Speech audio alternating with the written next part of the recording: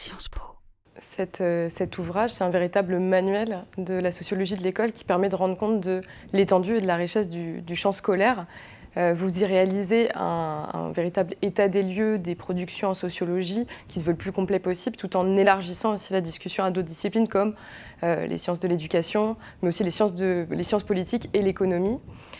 On peut d'abord se poser la question de la genèse de l'ouvrage. Donc, comment l'idée vous est-elle venue? Quel besoin répond-il et pour qui a-t-il été écrit? En fait, je dois avouer qu'effectivement, l'idée ne vient pas initialement de moi, mais de ma collègue avec qui je coécris cet ouvrage, Marie Duribella, qui est venue me chercher en 1991 avec ce projet auquel j'ai répondu avec beaucoup d'enthousiasme.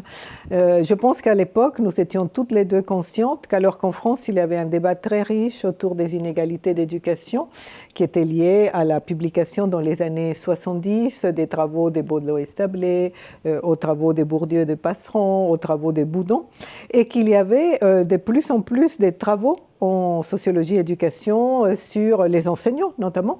Il n'y avait rien de comparable à ce qui existait alors aux États-Unis et en Angleterre, qui étaient à la fois plusieurs manuels et également ce qu'on appelle des readers, c'est-à-dire des collections de textes, soit déjà publiés, soit inédits, jugés importants autour d'une thématique. Et ça a joué un rôle très important dans ces deux contextes pour visibiliser cette sous-champ de la sociologie. Donc notre objectif était triple en fait quand on a préparé cet ouvrage. D'une part, on voulait contribuer à structurer la discipline. Donc on s'adressait à nos collègues. On voulait la structurer en mettant peut-être davantage l'accent sur les convergences autour d'un certain nombre de thèmes plutôt que sur les débats. On voulait aussi que ce soit un outil de formation des futurs chercheurs en sociologie, bien évidemment, mais aussi des enseignants, notamment dans les facultés ou les départements des sciences de l'éducation. Et par ailleurs, sachant qu'en France, l'éducation intéresse un public large, on voulait s'adresser, mais aussi à des personnes à l'intérieur de l'éducation, du monde de l'éducation, que ce soit des chefs d'établissement, des enseignants, des formateurs en exercice, et éventuellement à un public plus large intéressé par ces questions. C'est un projet donc qui est très ambitieux. On en est à la 6e édition de Sociologie de l'école. La réédition, elle permet d'intégrer de nouvelles recherches en sociologie qui analysent les changements, les transformations politiques, sociales, mais aussi qui apportent de nouvelles perspectives, un nouveau regard sur cet objet. Donc la question, c'est quels changements vous avez pu noter, relever dans les productions scientifiques sur l'école au fil des années depuis la première édition de 1992 ? Oui, en fait, vous avez tout à fait raison. C'est un travail tout à fait conséquent. Et donc, si j'avais su que cet engagement était un engagement à vie, c'est à quoi je n'avais pas réfléchi au départ, je ne suis pas sûre de l'avoir accepté, parce que c'est à chaque fois, effectivement, plusieurs mois de travail qui sont consacrés à cela, parce que on cherche à prendre en compte effectivement le maximum des travaux qui ont été publiés d'une édition à l'autre. Donc un premier changement très important et qui est un changement très positif, je trouve, c'est effectivement que la production française a beaucoup augmenté, alors que la première et peut-être la deuxième édition comportaient beaucoup de références à des travaux anglo-saxons. On a dû malheureusement aussi réduire la part de ces publications pour donner plus de place à ces travaux français ou francophones. Et par ailleurs, il y a des changements qui tiennent un peu aux évolutions de la sociologie et de la sociologie éducation. Je pense notamment à tous les travaux qui se sont développés en dialogue avec la science politique sur les politiques d'éducation qui n'existaient pas du tout quand j'ai rédigé le chapitre sur les politiques éducatives pour la première édition. Je pense également à l'intérêt croissant qu'on a accordé à l'enfance et à méthode de travail avec les enfants qui n'étaient pas très développées encore au début des années 90.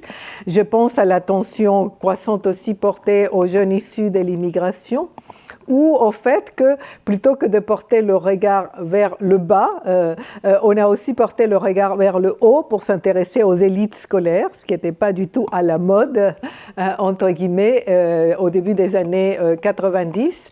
Et puis, il y a des changements qui tiennent davantage à le point de vue de la décision politique et même des appels à projets qui structurent un tout petit peu le travail des chercheurs. Alors je pense à l'importance qu'on a accordée, à juste titre, au problème des ségrégations et des mixités dans les établissements scolaires, au problème d'incivilité ou de violence, à tout un ensemble de dispositifs de gestion des élèves en difficulté, de l'hétérogénéité dans les classes, de l'orientation dans le système d'enseignement.